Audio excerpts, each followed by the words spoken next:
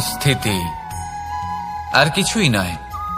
যা কিছু আপনি জীবনে পেয়েছেন তা একদিন আপনাকে হারাতে হবে। এই জীবন হলো আপনারই, কিন্তু তাও একদিন সমাপ্ত হবে। তাই ভয় পেয়ে কি লাভ? এই ভয় শুধু আপনাকে জীবন যাপন করা থেকে বাধা দিচ্ছে, আর কিচ্ছু নয়। পথ হারিয়ে ফেললেই বুঝতে পারবেন যে নতুন পথ কিভাবে বানাতে হয়। কিছু মানুষকে জীবন থেকে হারালে তবেই আপনি বুঝবেন যে আপনার আপনজনকে। এই ভয়ের কারণে ভীত হয়ে থাকবেন না। এই তারা নক্ষত্র অন্ধকারের অভাবে গুরুত্ব হারায়। শিবকেও মহাদেব হওয়ার জন্য বিষ পান করতে হয়েছিল। প্রত্যেক পরিস্থিতি, প্রত্যেক সাফল্য আপনার পরীক্ষা নেবে। তাতে উত্তীর্ণ হওয়া হলো আপনার কর্ম। যখনই আপনি ভয় পাবেন বা সংকটের সম্মুখীন হবেন, তখন সাহসের সাথে তার সম্মুখীন হন।